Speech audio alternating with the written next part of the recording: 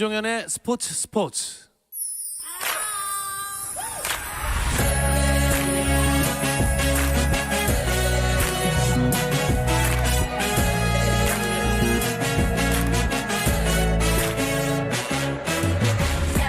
2021년에도 목요일에는 해외 축구 이야기 함께합니다. 라디오의 발롱도르를 꿈꾸는 이건 김정용의 랄롱도르 시작하겠습니다. 풋볼리스트 김정용 기자 먼저 인사할게요. 안녕하세요. 안녕하세요. 김정용입니다. 자, 새해 꽤 벌써 며칠 지났지만 어쨌든 잘 부탁드리겠습니다. 네, 잘 부탁드립니다. 새해 복 많이 받으시고요. 예. 자, 청취자분들도 새해 복 많이 받으시길 바라겠고요. 영국에 있는 이건 기자도 연결해 보겠습니다. 안녕하세요.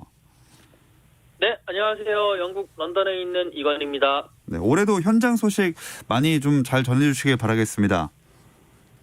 네, 아무래도 올해 또 코로나19가 하루빨리 잡혀가지고 저도 현장에 좀 더 안전하게 가서 또 많은 소식 전해드렸으면 좋겠고요. 새해 복 많이 받으시고요. 저 같은 경우에는 개인적으로는 새해 초반에 우리 또 김정현 아나운서가 이렇게 노래하는 모습을 보면서 많은 기를 받았습니다. 그거 챙겨봤군요.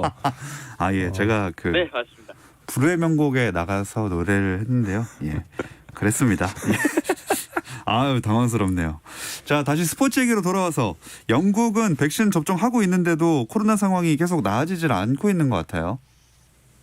네, 코로나 상황이 계속 확산되는 분위기인데 이미 하루 확진자가 6만 명을 넘어섰습니다. 영국 정부는요, 전국적인 봉쇄에 돌입을 했는데 여기가 그래도 봉쇄라고 하기에는 민망할 정도로 사람들이 많이 이렇게 돌아다니고 있습니다. 마트와 약국만 열어놓은 상태임에도 불구하고 많이 나와 있고요. 특히 이제 야외에서는 마스크를 벗고 활동하는 사람들이 많아가지고 이 코로나19가 좀처럼 잡히지 않고 있습니다. 네. 근데도 축구는 계속되네요. 네, 최근에 사우스햄프턴, 토트넘 우리가 익히 알고 있고요. 이런 팀들에서 코로나19 확진자가 지속적으로 발생했음에도 불구하고 해당 팀들의 경기가 이제 멈추거나 연기되는 일 없이 계속 진행이 됐습니다. 프리미어리그는 사무국이 제18차 검사 결과를 발표하면서 지난번 검사 기간에는 확진자가 2개 팀에 집중돼 있었기 때문에 해당 팀들의 경기 위주로 연기를 했지만 이번엔 리그 일정을 그대로 진행할 것이다 라면서 아무리 이제 영국 내에서 코로나가 창궐을 하고 있어도 축구는 진행하겠다, 강행하겠다라는 입장을 밝혔습니다. 네, 박싱데이 주간에도 연기된 경기는 있어서도 중단은 거기까지 안 하더라고요. 네, 우리가 이건 기자 걱정이 개인적으로 많이 되는데 네. 영국에 있는 제일 친한 지인이 이건 기자거든요. 아, 네네. 근데 그런 것처럼 일반적인 사람들의 생활이 다 이제 통제가 되고 있고 락다운인 상황에서도 불구하고 프로스포츠를 계속 진행한다는 게 사실 우리 입장에서 우리 눈으로 보면은 굉장히 논란이 있을 만한 상황인데 프리미어리그는 무관중이라도 계속 진행은 해야 한다. 그렇지 않으면 그 금전적인 손실이 너무 심해서 팀들이 파산할 수도 있고 리그가 재정적으로 너무 어려워진다라는 입장을 고수하고 있는 것 같습니다. 자, 이렇게 참 중차대한 상황에서 토트넘 선수들이 방역 수칙을 위반해서 좀 비난을 받고 있습니다. 네, 영국 그 방송인 BBC가 이제 보도를 한 건데 토트넘의 그 미드필더인 지오반니 로셀소 선수가 이제 자신의 집에서 지난해 그 12월 25일 그러니까 크리스마스 당일에 이제 팀 동료인 에릭 라멜라 그리고 또 수비수인 세르기오 레길런 여기에 웨스트햄의 미드필더인 마누엘 란치니 선수까지 그리고 그들의 가족까지 함께 다 초대를 해가지고 크리스마스 파티를 가졌다고 보도를 했습니다. 근데 이제 그 크리스마스 파티를 가질 때 이제 그 사회적 분위기 런던은 이제 다른 가족들을 실내에서는 만날 수 없다라는 지침을 이제 가지고 있었거든요. 근데 그럼에도 불구하고 이 파티가 강행을 했고 그것이 이제 외부로 나가면서 이제 많은 사람들이 비난을 하게 됐고 무리뉴 감독도 이에 대해서 공개적으로 비난을 했고 또 구단 내부에서도 벌금, 징계도 내렸습니다. 또 해당 선수들은 공개 사과도 하면서 조금은 그 팀 분위기가 어수선한 그런 상황이었습니다. 그 해당 파티 장면을 사진으로 이제 많이 퍼져서 저도 봤는데 선수들이야 사실 비판받고 이제 돌아오면 그만이지만 노인도 계시고 어린이도 있으시더라고요. 그러니까 정말 좀 조심을 해야 되지 않나 싶습니다. 네, 자꾸만 이렇게 선수들이 방역 수칙을 어기는 모습이 나온다는 게 참 경각심이 필요할 것 같아 보이고요. 이래저래 박싱데이 주간 분위기는 많이 안 났던 것 같아요. 네, 예전 같으면 이 박싱데이 주간에 계속 순위 경쟁을 하면서 엄청나게 뜨거워지면서 또 팬들도 즐기고 그래야 되는데 지금은 뭐 순위 경쟁은 하긴 하지만 지금은 경기를 할 수 있느냐 없느냐가 가장 중요한 이슈로 떠올랐고 몇몇 경기들이 계속 취소가 되는 상황이고 프리미어리그에서 계속 경기들이 이제 코로나19가 확산이 되면서 선수들도 불안하고 관계자들도 불안하고 약간 뭐 그런 모습도 보이고 있습니다. 또 빡빡한 일정으로 인해서 전체적인 선수들도 막 잔부상이 많기 때문에 살얼음판을 걷는 그런 분위기가 리그 전체에 계속 확산되고 있습니다. 네. 그래도 이걸 안 해볼 수는 없겠죠. 박싱데이 주간을 짧게 결산을 한번 해볼까요? 네, 프리미어리그 연말 연초의 주인공은 아무래도 맨체스터 유나이티드라고 봐야겠죠. 이 팀이 선두권으로 뛰어올랐다는 게 가장 큰 변화였습니다. 사실 11월만 해도 메뉴가 경기력 부진, 챔피언스리그 조별리그 탈락, 프리미어리그 순위 중위권 여러모로 비판을 받았는데 예. 사실 다른 팀들보다 경기를 덜 치러서 중위권에 있었던 거거든요. 그래서 메뉴가 12월 17일부터 지금까지 5경기에서 4승 1무를 거두면서 1위 리버풀과 승점 동률까지 추격해서 사실상 뭐 공동 1위나 다름없는 단독 2위까지 올라왔습니다. 맨시티도 또 치고 올라왔고요. 그런 사이 다른 상위권 팀들이 지지부진해서 현재 1위 리버풀, 2위 맨유, 3위 레스터시티, 4위 토트넘, 5위 맨체스터 시티, 그리고 사우스햄프턴, 에버턴, 에스턴 빌라까지 한 8위까지가 거의 상위권이라고 볼 수 있는 두터운 상위권이 형성돼 있습니다. 네. 승점이 몇 점 차이가 나지 않는 상황이고요. 손흥민 선수는 이번 박싱데이 어떻게 평가할 수 있을까요? 손흥민 선수 일단은 이번 박싱데이를 통해서 다시 그 경기력이 나빴던 건 아니지만 경기력을 상당히 끌어올렸다라고 볼 수가 있는데 크리스탈 팰리스전 그리고 리버풀전 그리고 이제 그 레스터 시티 전에서 조금 팀도 그렇고 손흥민 선수도 그렇고 조금 아쉬운 모습을 보여줬습니다. 하지만 이제 그 스토크 시티와의 리그컵 8강전 그 12월 23일이었죠. 그때 토트넘이 승리를 했고 물론 손흥민 선수는 오심으로 골을 이제 취소가 당하긴 했지만 그때부터 경기력을 회복하는 모습을 보여줬고요. 27일 울버햄튼 경기는 1대1 무승부를 기록을 했고 1월 2일에 이제 리즈 유나이티드의 홈 경기에서 추가골을 넣으면서 토트넘에서의 100호골도 완성을 했고 그리고 1월 5일에 브렌트포드와의 리그컵 4강 경기에서도 골을 넣으면서 유럽 무대 통산 150골을 기록을 하면서 다시 월드클래스 손흥민이 돌아왔다라고 보시면 될 것 같습니다. 네. 이 컵 대회 그 준결승전은 잠시 후에 얘기를 해보겠고요. 일단 그 1위를 달리고 있는 리버풀 얘기를 해볼 텐데 계속 1위긴 한데 상당히 불안한 모습이죠. 네, 아까 호평한 메뉴와 대조적으로 리버풀은 복싱데이 기간에 가장 좀 힘들었던 팀 중에 하나입니다. 줄부상이 시즌 초부터 계속 이어졌죠. 최근까지도 부상자가 계속 나왔기 때문에 그 여파를 이기지 못하고 힘이 점점 빠지다가 최근 3경기에서 2무 1패에 그치면서 메뉴의 추격을 허용하고 말았습니다. 특히 중앙 수비 중에서 주전급 선수가 다 빠져 있고요.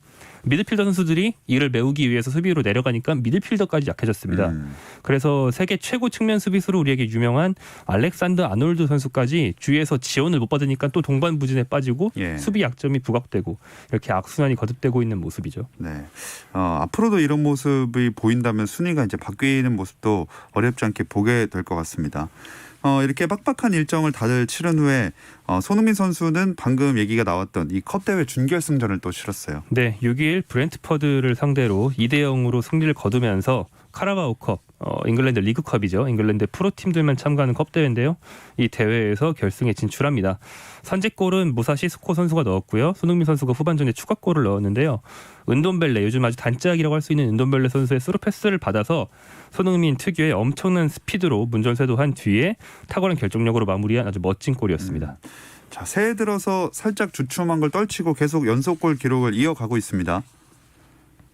네, 맞습니다. 손흥민 선수가 말씀드린 대로 약간 그 주춤했을 리버풀 경기라든지 이런 걸 치르면서 주춤했었는데 결국에 어제 그 브렌트포드와의 경기에서도 그렇고요. 계속 리즈와의 경기에서도 그렇고 토트넘 통산 100호 그리고 유럽 무대 통산 150호 골을 넣으면서 다시 올라오고 있고요. 그렇기 때문에 손흥민 선수에 대한 찬사들이 많이 이어지고 있는 그런 실정입니다. 무리뉴 감독도 극찬을 아끼지 않고 있고 현지 평가도 당연히 좋을 것 같아요. 네, 맞습니다. 무리뉴 감독은요, 브렌트포드전 끝나고도 손흥민 선수에 대한 질문에 손흥민 선수 정말 스페셜한 선수이자 스페셜한 사람이다라고 하면서 경기력 플러스 인성도 칭찬을 하는 그런 모습을 보여줬고 현지 언론들도요, 항상 손흥민 선수가 이제 나오면 손흥민 선수에 대한 평점이라든지 평가에 있어가지고 조금은 예전에는 인색한 모습이 있었는데 요즘은 그냥 무조건 믿고 가는 손흥민이다. 이런 식으로 표현을 하면서 볼을 잡으면 상대가 알고도 못 막는다. 그 차를 아끼지 않고 있고 각종 매체에서 선정하는 베스트 11에도 항상 손흥민 선수의 이름이 올라가 있습니다. 자, 손흥민 선수가 이렇게 활약을 해주면 의뢰도 따라오는 게 바로 이적설. 특히나 이번에는 레알 마드리드 이적설입니다. 이 이야기 잠시 쉬었다 와서 자세하게 나눠볼게요.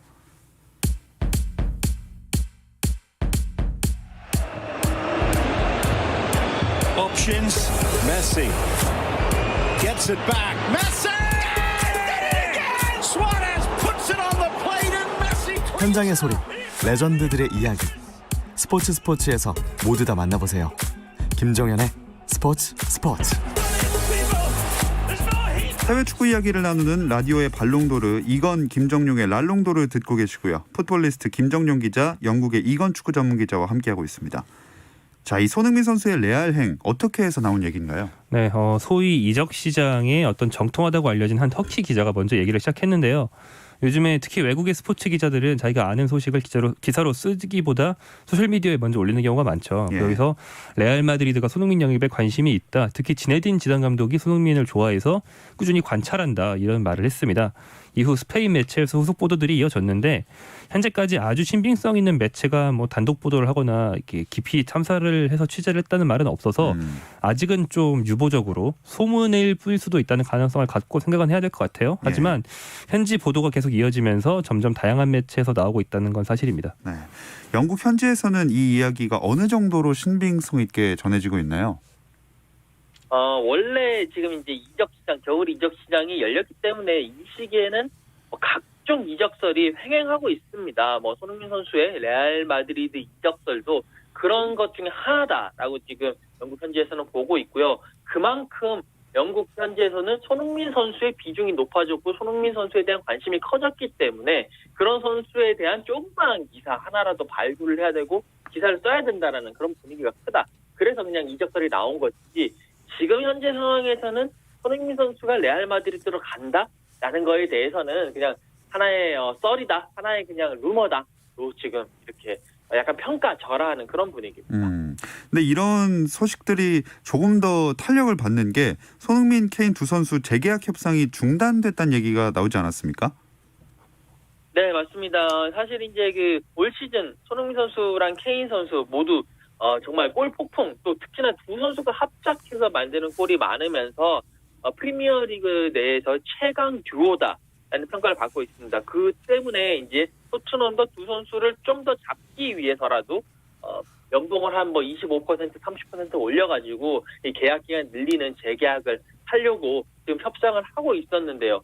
최근에 프리미어리그의 무관중 경기로 인해서 각 팀들이 재정적인 타격을 입고 여러 가지 좀 안 좋은 일들이 겹치면서 손흥민 선수와 케인 선수에 대한 이 재계약 협상도 살짝 유보, 약간 살짝 답보 상태다라는 지금 이야기들이 나오고 있다. 이런 이야기들이 나오니까 계속 다른 구단들도 이때가 기회다라는 그런 마음가짐으로 계속 문의하고 찔러보고 이런 분위기가 아닌가 싶습니다. 네.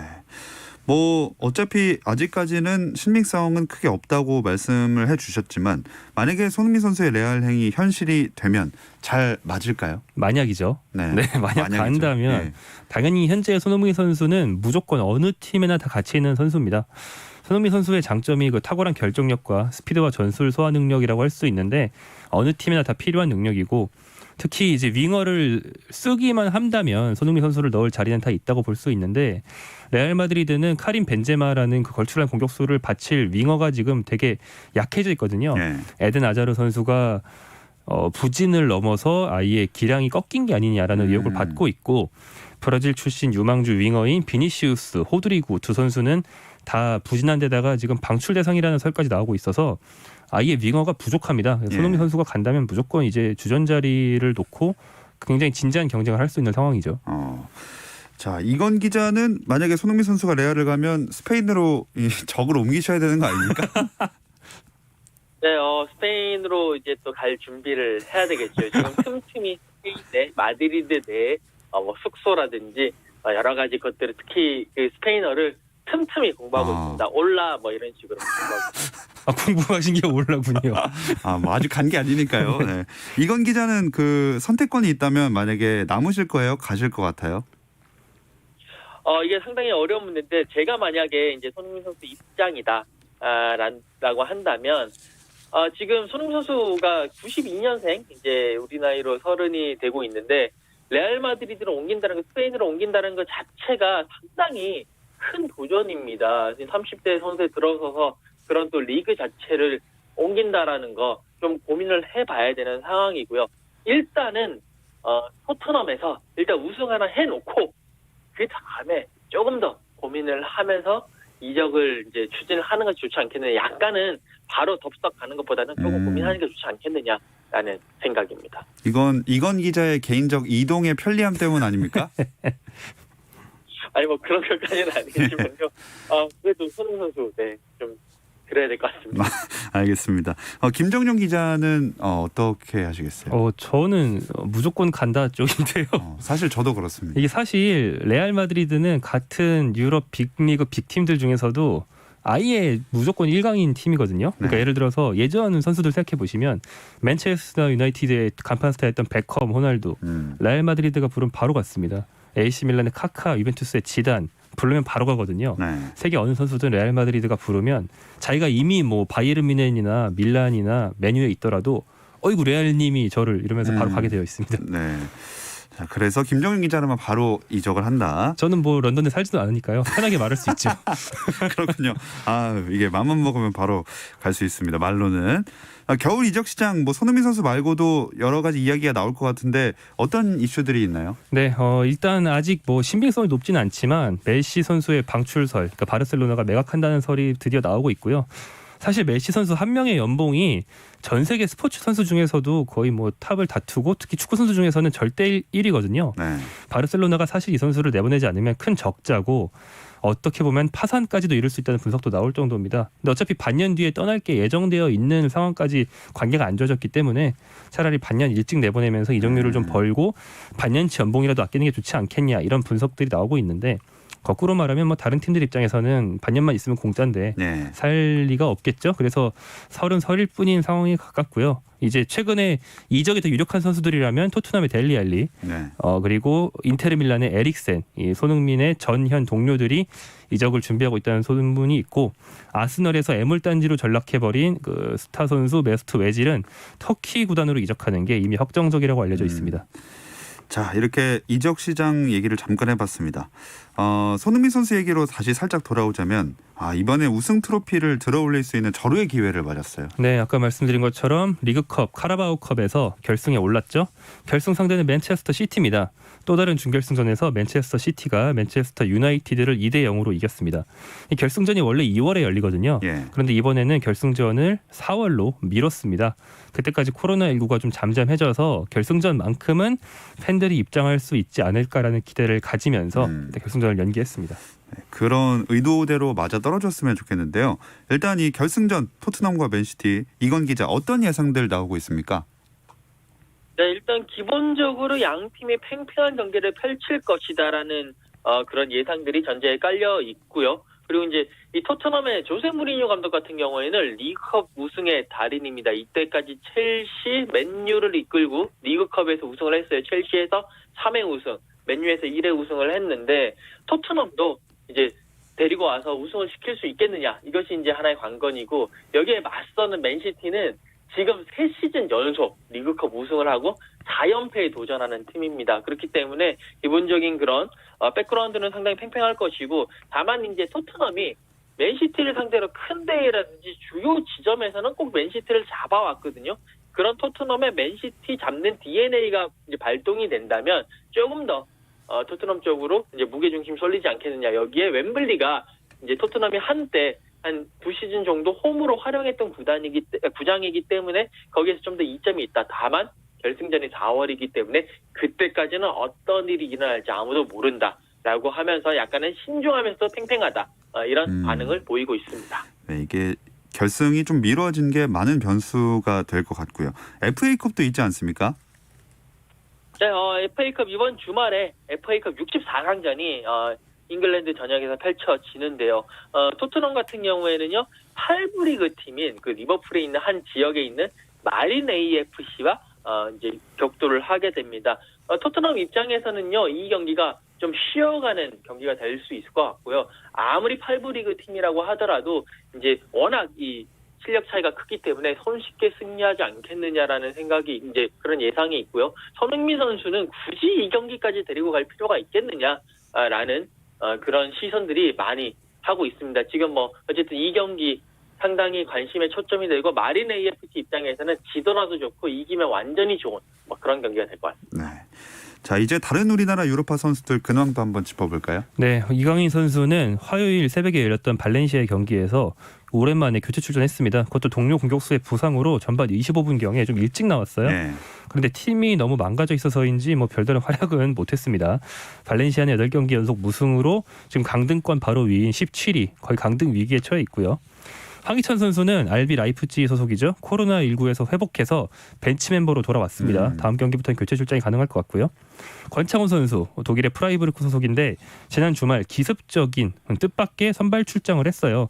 사실 팀 내에 더 어린 한국인 정우영한테도 밀려있다는 분석이 지배적이었는데 예. 선발로 나왔습니다. 66분 동안 활약을 했고요. 골이나 도움은 없었지만 과감한 드리블 돌파와 수비 가담 등으로 상당히 괜찮은 플레이하면서 팀 승리에 기여했습니다. 자, 이 선수들이 참 손흥민 선수의 기운을 좀 받아서 많이 뛰어줬으면 좋겠거든요. 이건 기자 어떻게 보시나요? 네, 맞습니다. 손흥민 선수가 지금 계속 연속골을 넣으면서 월드 클래스로 올라가는데 이 기운에 조금이라도 받으면 이제 다른 선수들이 조금 더 한 계단 더 성장을 올라설 수 있을 것 같은데 일단 황희찬 선수는 말씀하신 대로 이제 훈련에 복귀해서 다시 출전 노리고 있는데 조금 더 열심히 해가지고 출전을 좀 기회를 많이 부여받았으면 좋겠고 이강인 선수는 뭐 일단은 이적 문제 1월달에 차라리 그 팀에서 그렇게 푸대적을 받고 뭐 그럴 것 같으면 이적을 하는 것도 방법이 아니겠느냐라는 생각이 들고요. 황의조 선수가 스트라이커 포지션으로 돌아온 이후에 이제 2억 골까지 넣으면서 좋은 모습을 보이고 있는데 조금 더 손흥민 선수의 길을 받아서 올라갔으면 좋겠습니다. 그 외에 뭐 백승호 선수라든지 이재성 선수라든지 이 선수들 특히 백승호, 이재성 선수는 2부 리그에서 잘해주고 있는데 그 잘해주는 것을 인정을 받아서 조금 더 높은 무대로 올라가서 활약을 했으면 좋겠습니다. 네. 그러기 위해서는 이제 주말에 펼쳐질 바로 눈앞의 일정부터 잘 소화를 해야 될 텐데 그 일정 한번 정리해 보겠습니다. 네, 당장 내일 새벽 3시, 주말이 아니고 내일 새벽 3시에 발렌시아가 스페인 구강컵 경기를 갖습니다. 상대는 예클라노라는 3부 리그 팀인데요. 이강인 선수가 나올 수 있다면 상대가 약체니까 좀 공격 포인트 기대해 볼 수 있을 것 같고요.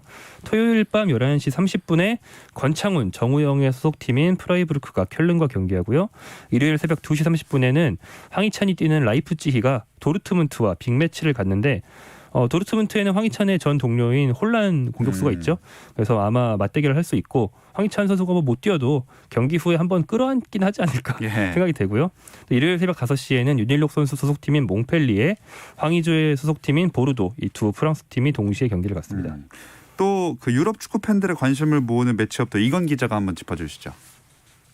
네, 지금 현 상황에서 가장 크게 관심을 모으는 매치업은 결국에 파리 생제르맹의 경기입니다. 지금 파리 생제르맹이 토마스 투엘 감독을 자르고요. 새 감독으로 마우리치오 포체티노 감독을 데리고 왔어요. 근데 이제 포체티노 감독이 파리 생제르맹에서 데뷔전을 치렀는데 생테티엔과의 원정 경기에서 1대1 무승부를 기록을 했습니다. 파리 생제르맹 팬들로서는 상당히 조금 실망감을 안겨줬을 수 있는 경기인데 일단 원정 경기라서 좀 어려웠다라고 보고요. 이번에 이제 파리 생제르맹이 10일 한국 시간으로 10일 새벽에 브레스투아와 홈 경기를 가지거든요.